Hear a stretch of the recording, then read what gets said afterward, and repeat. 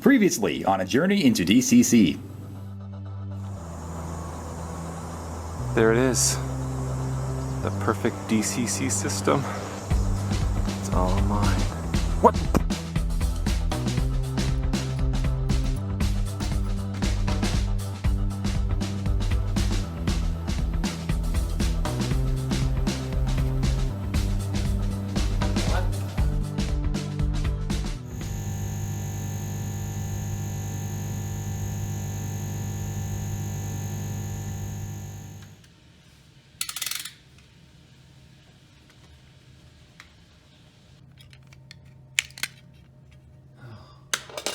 Oh man, so many colors.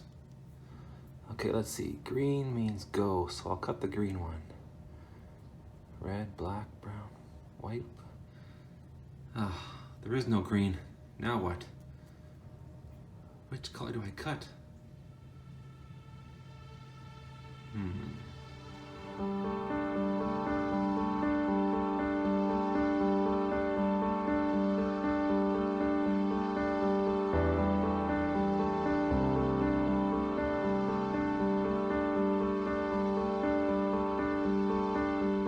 Hi everyone, and welcome to A Journey into DCC.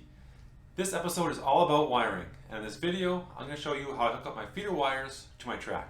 There are so many ways to do this. The method I'm going to try involves drilling a hole through the track, then the bench work, and then feeding the wire up through the bench work, through the track, and then soldering the wire to the rails. Should be easy enough.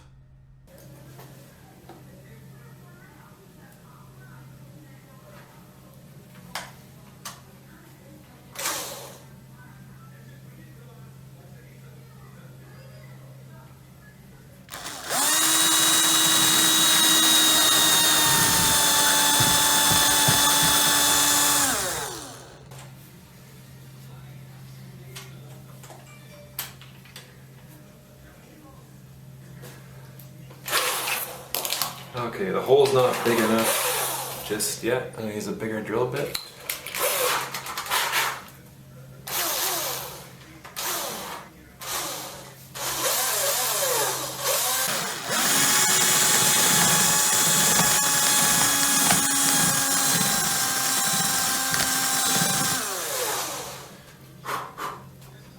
No, not big enough.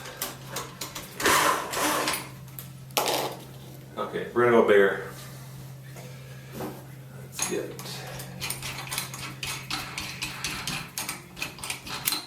I want the hole big enough so my wire is gonna fit through there, so.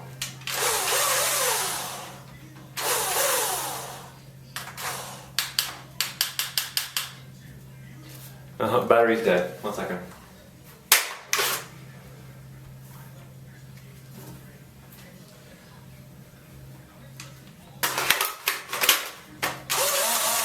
Here we go.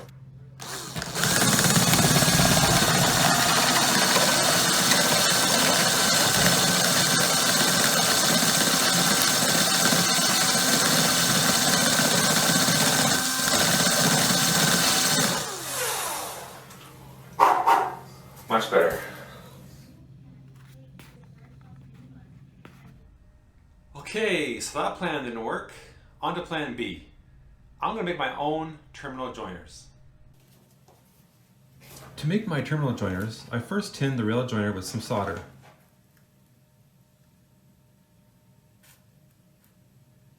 I then soldered my pre-cut wire to the rail joiner. I'm using 22 gauge strand wire. Solid wire would probably work better, but I'm lazy and this is the only type of my train store sold. So I'm using black and white, one for each rail. Oh, and because I'm using strand wire, I tinned both ends of every piece of wire I cut. This really helped when it came time to solder.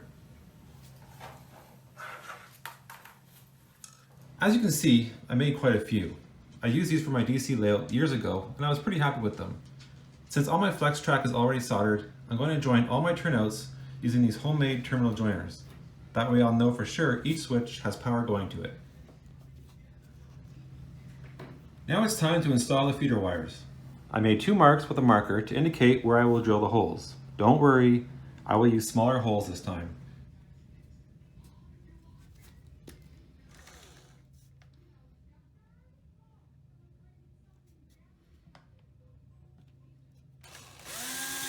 It's really important to make sure you can drill where you want to. I tried drilling a hole here, but underneath is the support beam, so that backfired.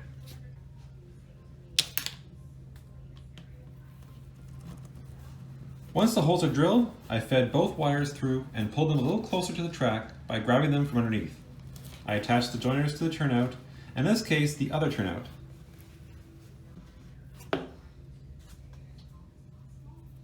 Once they were secure, I pulled the wires again from underneath to make sure the track was snug to the cork.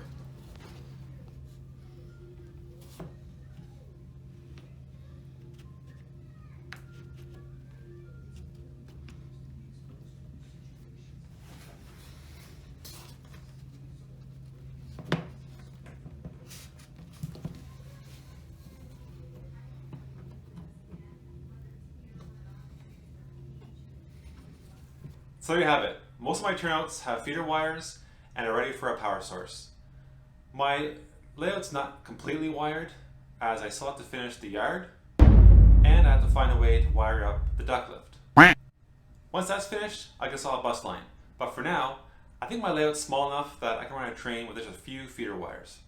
Well, all I need now is a DCC power supply system to hook up all my feeder wires to, which means the next episode will be the final chapter of my journey into DCC.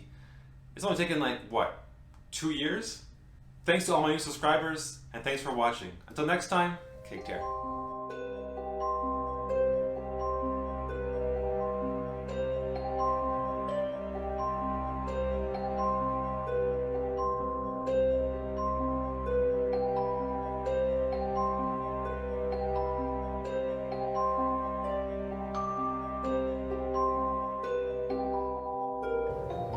Which color do I cut?